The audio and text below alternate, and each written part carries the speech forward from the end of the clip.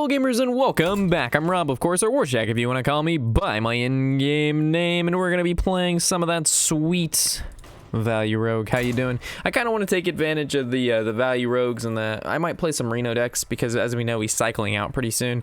So it's probably best that we take full advantage of being able to play with the cards that we're not going to be able to play with once the rotation hits and those cards are no longer available to us. Which is of course why I might, oh gosh, Patches, you're going right back to the deck. But we might play some like Reno Rogue or something silly like that until, just to play a cool Reno deck before he cycles. And the reason I've included Bloodscale Corsair in the, I don't want to say Bloodsale. He's the 1-drop 2/1 charger dude. We've seen so much of him. I can't even, I'm so, okay, alright. They're in the deck to replace the small-time Buccaneers. South Sea Captain. No. Is it South Sea Captain? Alright, dude. we just, alright, for those of you that are watching this who watched our previous Road to Legend, at the beginning of that we mentioned that we were tired, but we actually are truly tired, so we're actually going to hold the Corsair. We can actually just coin into the Huckster, but I don't even think that's really needed, because I'd rather coin on 4 into the Drake, because if we coin on 2, we have no great follow-up. Well, I mean, hero power to kill the 1/1. It doesn't seem that bad. Yeah. I just want to save this for his True Silver Champion.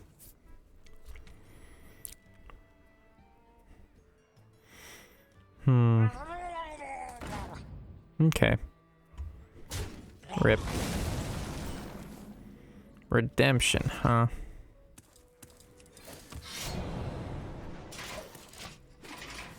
Trying to think of how we utilize this. We need a death rattle. We currently don't have one. So if we play it, we at least want to get the fuck. So he draws what, 3 cards? Because we have 6. No, he draws 2. It's not too bad. Ooh, that's actually really good.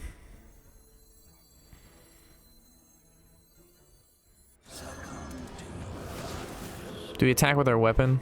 No. So we Shaku, we attack, and then we can redemption, and then he'll probably want to kill this, and it'll get brought back with long life, and we'll get a lot of value that way. I highly doubt he's going to kill the Bloodscale Corsair. Oh, he's playing hand buff Paladin. Okay, well that makes things a lot more interesting now. Alright, so first things first, we definitely kill one of these dudes. See what happens. We're getting all the secret Paladin shit. Another redemption. Oh my goodness gracious. I mean, we could play around the redemption's probably the key. But then what 2-drop do we play? We'd have to re-up our weapon. That doesn't feel very good.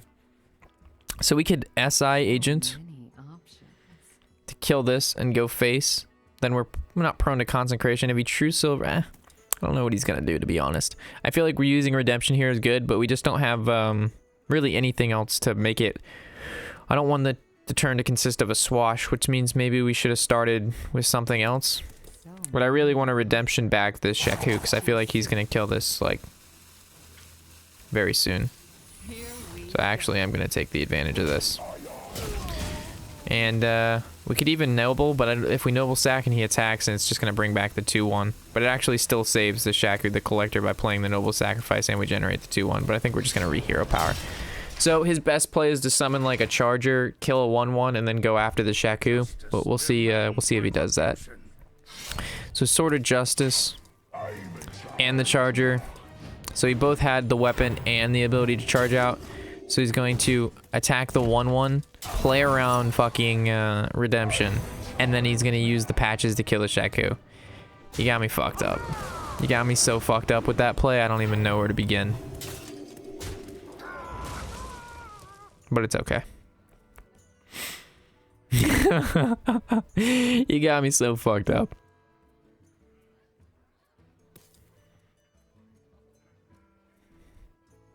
We have another redemption though. Or yeah, we have another redemption and noble sacrifice. Oh, so much value. All right, bro, your turn's over. Always someone there to remind me. So we SI agent that. We can weapon off that. We can Blood's Corsair there. And then we have 1 mana left over, and we'll probably Noble Sacrifice. Because there's no point to bring back any card on our board. Stops the attack.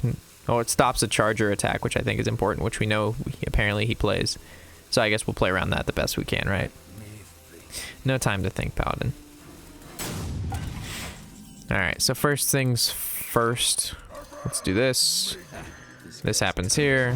Do we want to take 3, or do we just want to kill off our... I don't think he plays Consecration, so I think this is fine. And then we Noble Sack and we go face. So the next turn that we can Drake and then Redemption, because you know he's going to go out of his way to kill the Drake. It gets proc back, and then we have Fan of Knives for the follow-up. Sword of Justice actually makes pretty good sense in his deck, though. It's cool. I actually like the Fan of Knives here, to be honest, because it gets rid of this Divine Shield. It damages this. This goes down to 4. Then we make the trades. If we decide we don't want a Fan, we weapon, we hero, the Murloc lives. I think Fan of Knives is fine. Let's see what we draw. I was going to say if we draw like a backstab or something, it's not too bad because we can actually just backstab this and then trade. Yeah, it doesn't feel too bad. Let's weapon this. He's going to gain 8 life, but I don't really care. We hit there. We hit there. If we Redemption the 2/1, that doesn't feel that great. So I guess we just chill. I guess maybe playing this is better because we know he runs Divine Shield, or Divine Favor, so we actually want to keep our hand down to a minimum. None may steal our secrets. Okay. Shadow Strike makes sense. Unfortunately, we can't Shadow Strike and Drake, so I guess we Burgle. Unless we want a Fan. Nah, that doesn't make sense. We Burgle.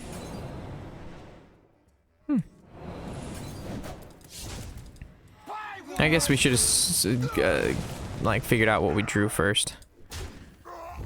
Nothing scares me, except mice. That's actually really good. Maybe we should have waited to play her with the Steward of Darkshire.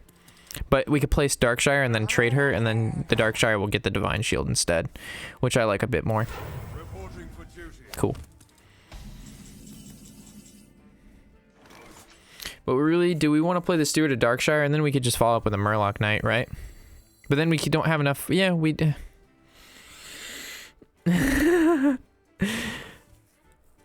is gonna be. Back to your homes.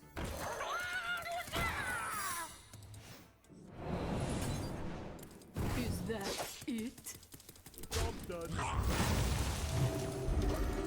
I guess we should have played her first, killed it, guaranteed the shield on her, and then we had the Murloc Knight. But the thing is, I played the other, the Redemption with the Noble Sack is because the Noble Sack's going to pop.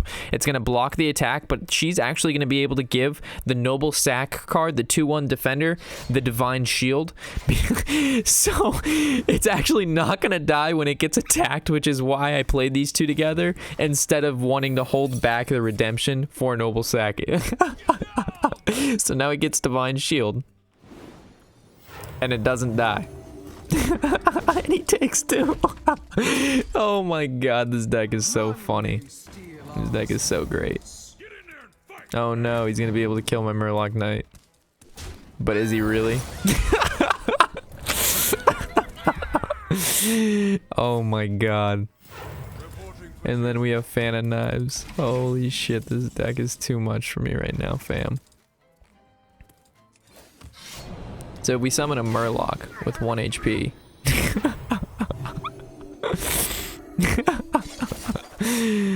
Oh my god.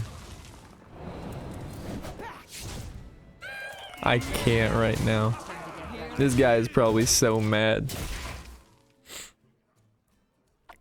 Every card on our field is a Paladin card. Besides the Tiny Fin. Uh-oh.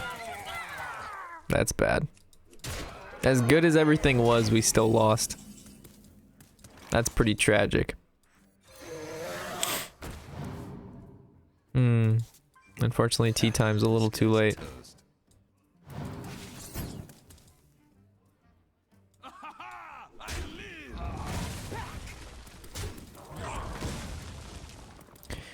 Unfortunately, we can't kill these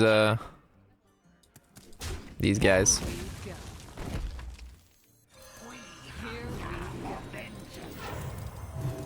I totally didn't register that this would get the Divine Shield.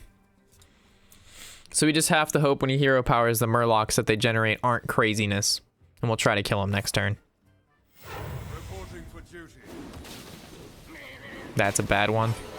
That's a bad one. Well, those are two really good Murlocs. And most of the time you don't really get like, you know, you get 2-1s or 1-1s or the buffers.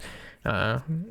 But the 4-2 is bad because we don't really have great things to trade into it. And of course, a stealth that's going to pull Murlocs from his deck is bad because he definitely has more to come. But T's good and we can outvalue. Maybe, but it costs 6 mana, which means we're not doing shit in the first turn. So I believe like a Fan of Knives is really important here, right? A Fan of Knives with clear board. But we already used both Fan of Knives, which means likelihood of drawing Fan of Knives is extremely low. And by low, I mean none. Alright, so... it doesn't really matter the trades too much. We just have to kind of kill off the biggest things.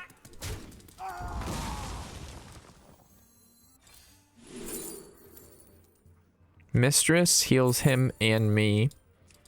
Which I think that's pretty important, right? Harvest Golem might be the better pick. Now the option is, do we Shadow Strike? Or do we kill this off? I think we kill this off. We just trade. We should have traded into the Small Time Buccaneer. I thought I still had the ability to hero power. That was completely my bad. Does he have more Murlocs in his deck?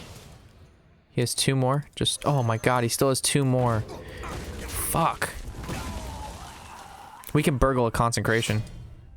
Yeah, it was totally my bad not killing the Buccaneer. For some, I honestly thought we had enough to hero power. It wasn't because I didn't realize we should kill the Buccaneer. It's because I thought we were going to kill it anyway. So, that was a mistake, though. Alright, so Consecration, and we're still back in this. So, burgle Consecration. Nah, that's not going to do it. We need a taunt. That's not a taunt. So it really doesn't matter which one we take. Taunt? I don't think even with taunts it doesn't even matter. Ooh.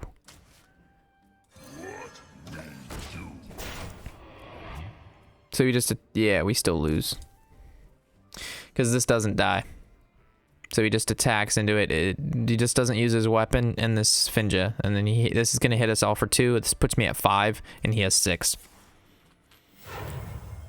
Either way, it's a concede. That feels bad. He's running a cool deck, though. But we actually wouldn't have died here if we would have killed the Small Time Buccaneer, which is the saddest part. So we could have lived an additional turn if it wasn't for me not kill. Like, I even knew we had 4 mana. We had room for 1 Journey from Below. And then we had, of course, the Shadow Strike to kill the 4-2, unless we wanted to... it was either sacrifice a 3-3, or hopefully he doesn't have a weapon, can't deal with the 3-3 efficiently, and the 3-3 trades. But we probably should have just killed off the 3-3, given that it was going to die to Finja, but our Blood Mage was going to die to Finja too. So it's kind of just like a creature was going to die to Finja, pulling the 2 Murlocs from his deck, giving him additional value, regardless of how we made our trades. But we should have definitely killed the Small Time Buccaneer. That was no excuse. That was my bad.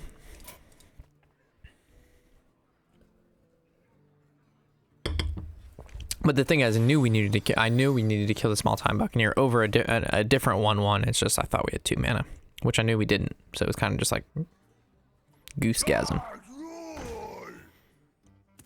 So Small Time Buccaneer, and then pulls Patches, of course.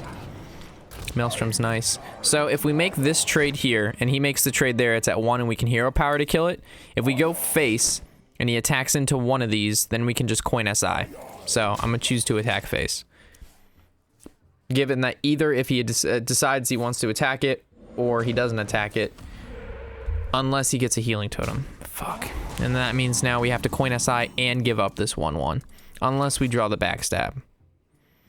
So now we can just... Well, we could still coin SI and just make the double trade and save the backstab, which is probably the better play.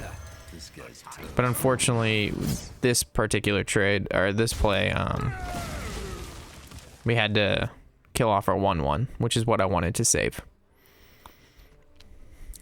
The only way around that was him rolling the healing totem. But who knows? He could have like Spirit Claws right now, right? So now Spirit Claws can't kill our 3/3 because he didn't roll spell power, but our 1/1 would have lived. So it's kind of like, how would we know? How would we know? We don't. We never know. I like Journey from Below and then hero powering 1/1 and then killing the other dude. We have not a good... Our turn 4 play is probably Maelstrom, Undercity, Shadow Strike, Fan of Knives. So Aya's probably the most value card, but Squid Face is probably the most tempo-oriented card. And right now against Shaman, it's probably best for us to go for the pure tempo. For the early game, that is. We don't need to outvalue yet. This deck will be able to do it regardless. We just need to basically be able to survive, in my opinion. Squid Face. This is what, a 1/1? So if we play the Squid Face and we attack, the problem is if he kills the Squid Face now, it doesn't give our weapon anything, which is the downfall. Because normally last turn, like I said, we had Undercity hero power, and then if we would have picked Aya, we could have played Aya on 6 instead of Sylvanas. She would have sucked up a Hex, and then when we play Sylvanas, the Sylvanas can't get Hexed. But I'm just going to make the assumption he's not going to roll spell power for a Lightning Bolt, and this is going to live a turn long enough for us to be able to equip the hero power and attack and be able to do things, which we can. Sweet. So now, of course, we're going to go with the Undercity. We can attack into this. We definitely need to kill this, so we can just go here, be able to kill this. Now at least when the Squid Face dies, it's going to hit a 3, or the weapon at least with 1 durability, instead of it hitting no weapon at all. I wish you just put a Deadly Poison in your hand. That would actually make this card really good. Well, not really good, but more playable. But the fact that it has to give the weapon if you already have it out, the +3, meaning you can't decide, your opponent decides, it makes it less good. Also the fact that if it were to give you a 1 mana Deadly Poison, it would combo with Auctioneer, and we'd actually see this in replace of, not in replace of Tomb Pillager, but we'd also see it alongside of, you know, Tomb Pillager Index to add more variety depending on what kind of build you wanted to run. But, you know, that's just me. That's just me memeing.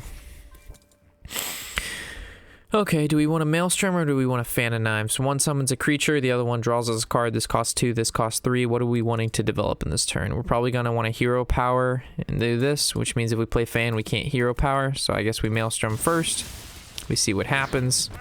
This doesn't matter. We play a card, hero power, we make trades, we swing face. Little does he know that we actually still had the Fan of Knives to do the same exact play, but we just couldn't summon a creature.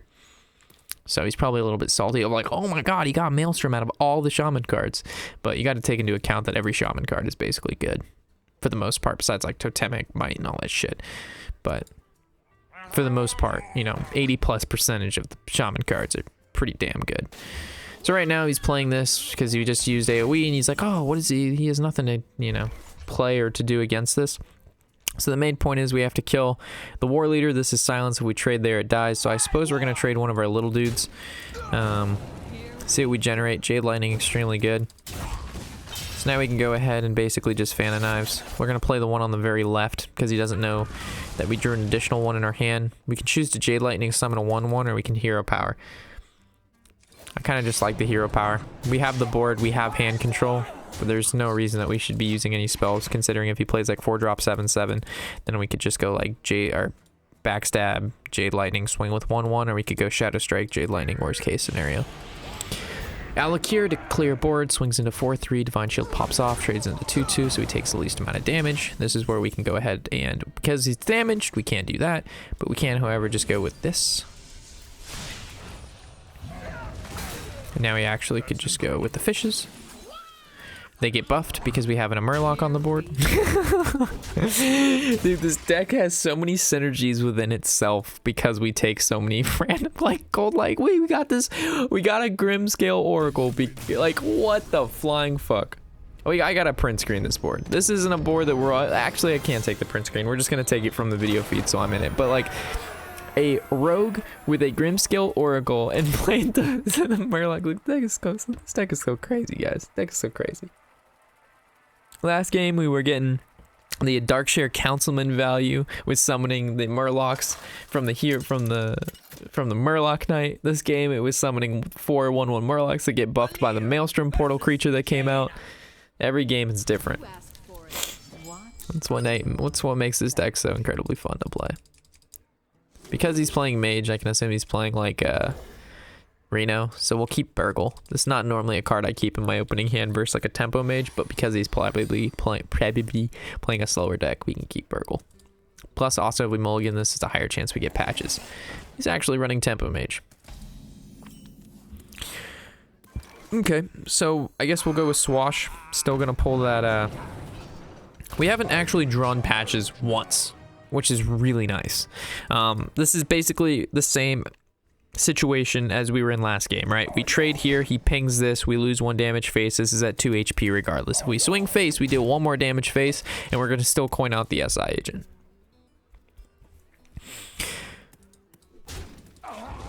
Same exact, basically the same shit last game. There was no reason to trade here.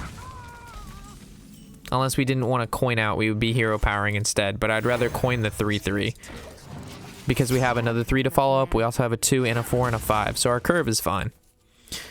What would only make this hand better is like an Abyss or a Backstab, and then we'd be in business to be able to kill good stuff because we have Blood Mage. So we could Blood Mage Abyss, we could Blood Mage Backstab, maybe even fit in a hero power. So he's wanting to clear the board. Tomb Pillager doesn't make sense, so we just Burgle, we go face. Fuck, another Frostcaller. Out of all the great mage cards we get 2 of these fuckers. I mean, this is so incredibly useless, unfortunately.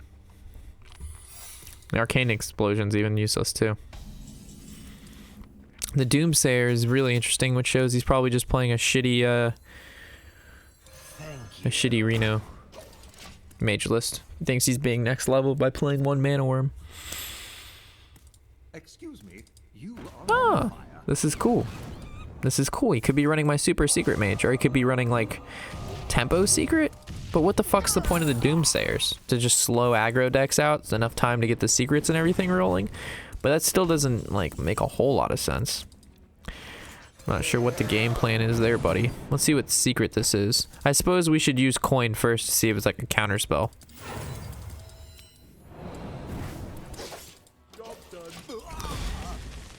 Could have been a spellbender. So it's Ice Block, Ice Barrier.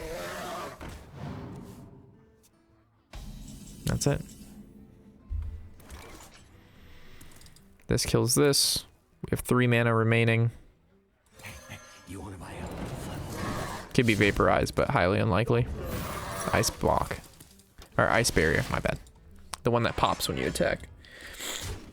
Alright, so he's at 5 cards in hand. We're at 6 cards in hand with the ability to draw 3 more. With Blood Mage, Drake, and Fan. Plus we have a generator card here. There's his field clear. Okay. So I guess Drake. Babbling. What's up with this freeze? I think it's what did they call it? A foreshadowing into the expansion. We're gonna see Freeze Mage will actually be a class. If he plays Kazakus, oh my fucking god. Oh my Lanta. So he's just playing a shitty Reno deck. Okay. And you could be like, Rob, why do you consider it shitty? He has Ice Barrier and Ice Block, so playing Valet makes sense. No, it doesn't. It's not enough secrets. And you'd be like, oh, but the Ice Block stays on the field the whole game, so whenever you draw it, you can play it. It's not enough. Not enough, guys. So we could go Blood Mage. Backstab this completely. Yeah. I really don't want to Shadow Strike this, because then we really have nothing to deal with the big shits. We also could Blood Mage, Arcane Explosion, and then just trade into that. Get some value out of Arcane Explosion. Lol. We already knew he used Frost, or the Flame Strike. So all he has left is Blizzard and Kazakus Potions. You could be like, why aren't you developing further into Kazakus Potions? It's because probably the guy picked up a 5 mana, 10 mana, or he went double 10, and he can't even play one. So that's why.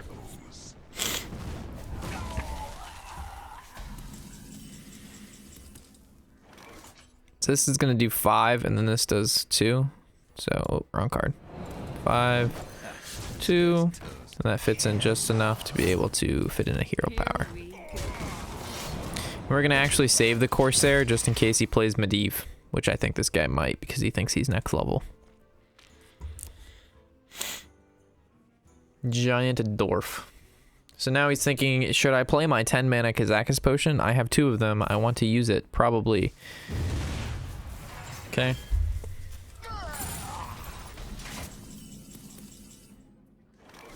I suppose we're going to play 1 and then journey. Oh, we should have journeyed and then nubbed. But I figured freezing face was cool. We should have journeyed and then nubbed. But he probably has polymorph, right? So if we play a nub, he's just gonna polymorph. But this is definitely summon Doomsayer. Fuck. He hasn't even summoned that many minions. That's the sad part. We could actually basically ignore every creature he has on the board and kill them one at a time. Because of the freezing potion. Do we think he has that shit?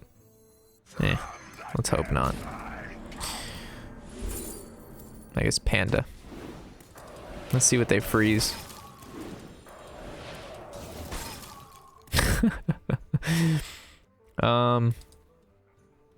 We should kill Kazakus. So I guess we just attack into it. I kind of want a coin to freeze this guy. Give that minion a turn to get ready. But then we don't have an activator for Evis if we need a combo activator. But it also forces them to have to ping and not play the other 10 mana Kazakus potion. So we're actually going to use it. Hopefully it freezes the 2-3. I mean, there's 2 of them out, so it has to freeze the 2-3. And then this 8-4 will attack into this 3-7, and we'll just keep trading into creatures. So please don't have polymorph. Oh, don't generate a polymorph. That'll even hurt me worse. Don't do this to me, game. We can do this. Me, you, and Sabumafu. Not a polymorph. I guess polymorph in Sabumafu, because it transforms into a minion, Sabumafu is technically a polymorphed creature. But we're not going to get into that. Hell yeah. A nub lives, boys. We just need to kill this, though. So it comes back when we play our N'Zoth, which is ideal. Alright, so we're definitely going to be fanning knives this turn, but we'll probably attack with the nub first. The reason being is we want to be able to freeze this 2-3 again. Hopefully, fuck, Effigy. You gotta be fucking kidding me. Oh. As soon as I played it, I figured, like, I was just like, oh shit. It could polymorph all creatures, but if he had it, he would have used it. Golems are a girl's best friend.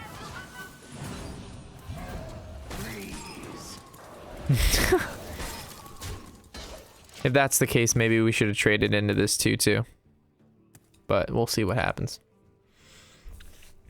No, we already played the other potion. They were both the gain 10 armor, and then one was summon 3 creatures, the other was deal 6 to all. Okay. Alright, so the nub's gonna come back with the N'Zoth. This is so funny. This is actually the first time I've been able to get like a nub value. And then you could also be saying, where does a nub fit in this deck? Can I just play a N'Zoth and a nub for a nub for the control matchups? The problem is if you play a nub and N'Zoth, you're going to draw them a lot of the time before you want to play them. And if you're playing against aggro or mid-range, these never get value for the most part. So it's better to just hope from a nub from Journey from Below and depend on N'Zoth rather than, you know, the other way around. Due to the fact that he just played that secret when he returned or killed our nub, I'm actually going to play, well, if I play the Bloodscale Corsair, he can actually play the Medivh and then we can get fucked that way. So let's see if we can pop the secret prior to doing anything. So let's look at the trades associated to what was going to go on. So I guess this trade's here first. Nothing happened. Let's go face with the 1-1 and see what happens. Nothing happens. We know this doesn't matter which one we attack. I really want to play this to proc whatever he has if it's like a copy card. But at the same time, yeah. Okay, we're safe. Oh, please don't play Medivh now that I played my Bloodscale Corsair. Don't do this to me. I had to play it because if he had the Mirror Entity, I didn't want to generate a rogue card, and I didn't want to give him a stealth card, and I don't want to give him a nub. Fuck that. Oh, he's gonna slowly but surely run out of value. This feels so nice. So another secret and an Arcane Giant. You got me fucked up with that Arcane Giant, man. So I guess first things first, we don't know what that secret is, but we can actually kill the Arcane Giant. So I guess we would want to Fan of Knives first in case it's a counterspell. It's not a counterspell. So now I suppose we would want to Evisit. Attack it. And now I'm going to make the assumption that it is going to be a copy. Not a copy. We can play Shaku. We're good to go. Next turn, we can drop the N'Zoth. Nub has died twice, and he's already played all his potions. I want to wrap this game up before this game continues further.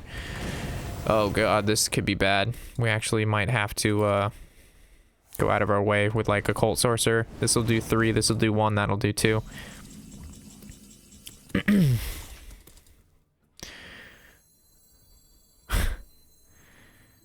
make magic. So I guess first things first, we attack. Polymorph Boar. Oh, I'm an idiot. I'm truly an idiot, folks. Fuck me. Here we Should have just backstabbed it and we could have saved Polymorph Boar. That was just lucky that it happened to work out like that. But I'm a straight fucking goose. I'm getting tired. Alright, so next turn we drop N'Zoth. We stop playing around.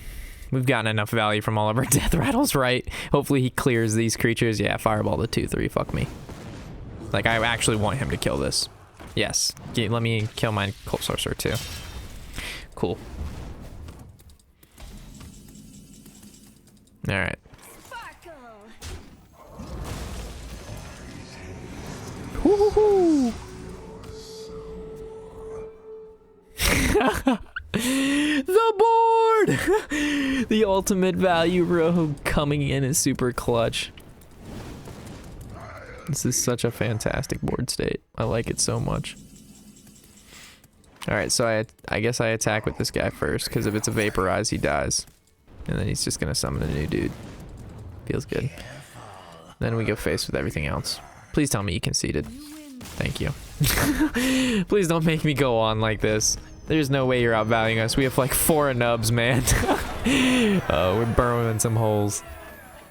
I am the nub master. All right, so we've completed, I think, all of our rogue quests, right? We had so many rogue quests. Play 10 weapons. We're at...